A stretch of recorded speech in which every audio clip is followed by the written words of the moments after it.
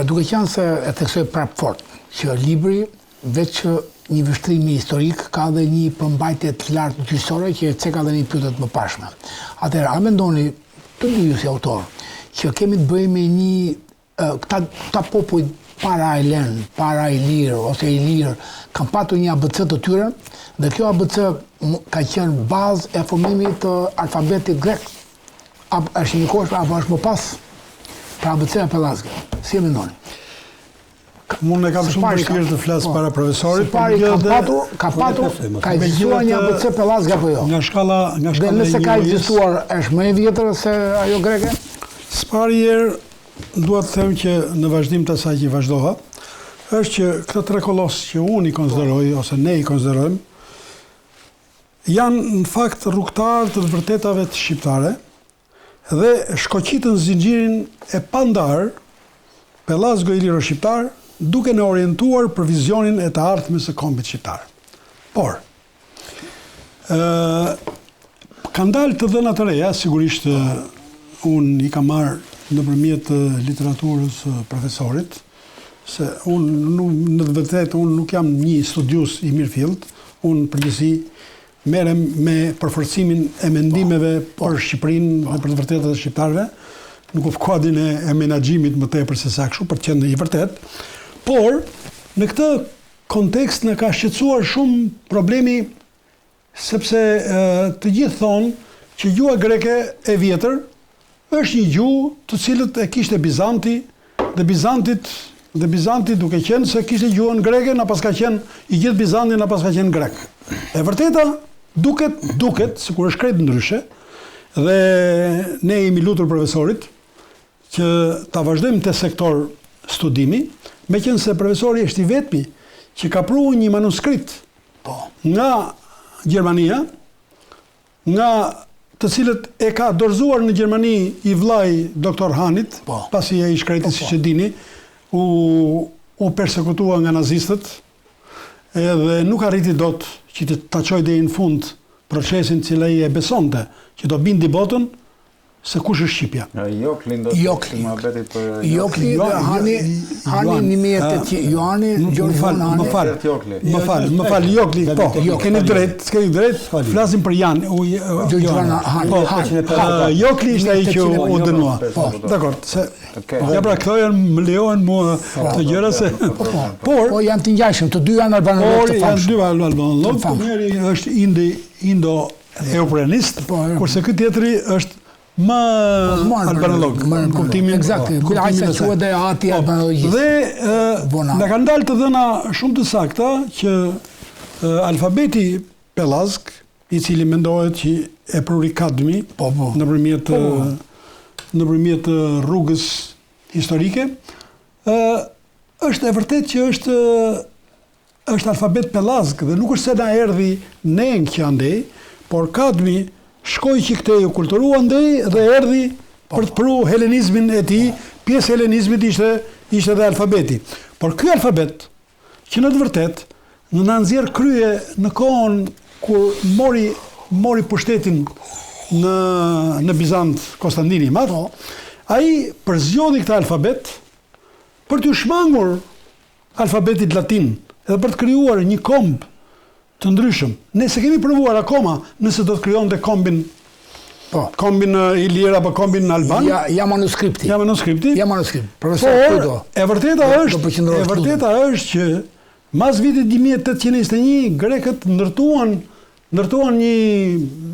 një marrëdhënie të re, sikur që në kohën e Konstantinit na pasan qenë grekët që pasan marrë këtë fjalor, edhe me ç'duket greqishtja e vjetër është një ngjashmëri të jashtëzakonshme me gregrishtën, e cila sigurisht ajo ka bërë ndryshimet e vogla, por ama në thelbin e saj unë besoj që ne jemi origjinal, jo vetëm nga fakti që Konstantini është i lirë edhe afër albanëve, por është fakti që ai mendonte për të bërë një komb të cilët grekët e pushtuan moralisht dhe thanë që ne jemi kombi që donte të krijonte Konstantini.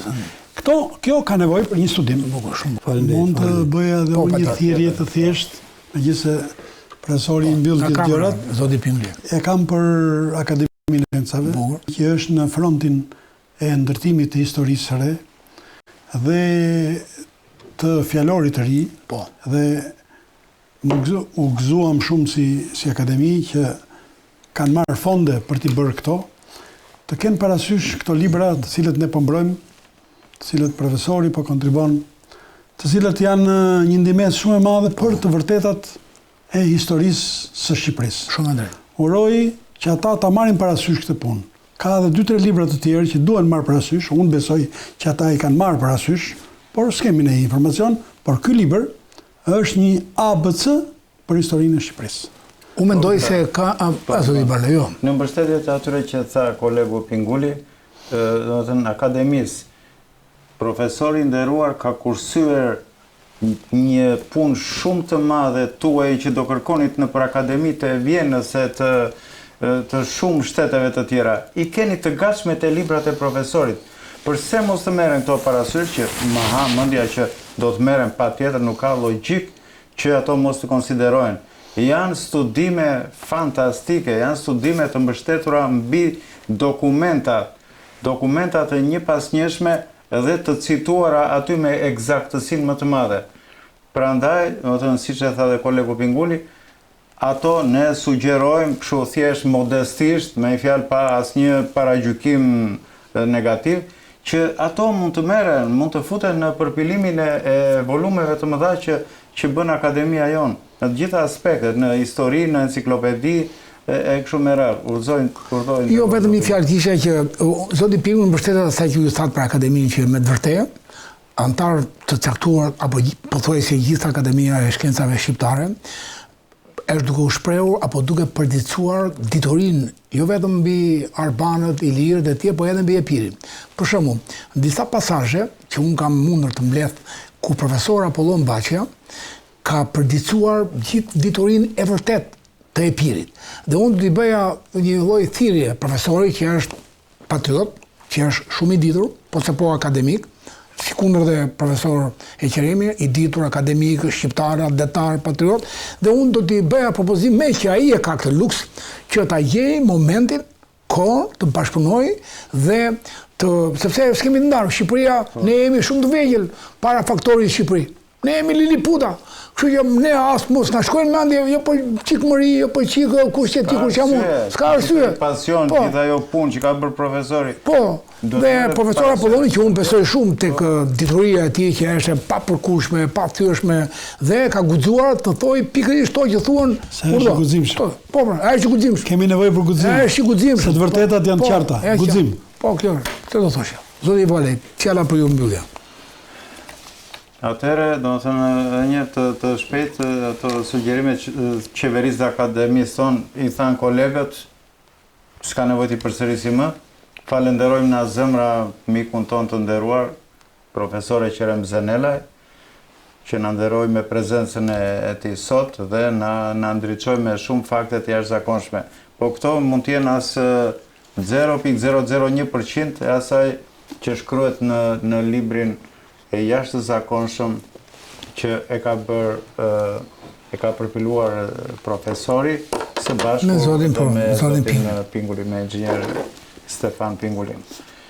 Ky libër ku ndodhet, ku mund ta gjejnë? Ky libër ndodhet te bashkëautori jem, te doktor Stefan Pingulli.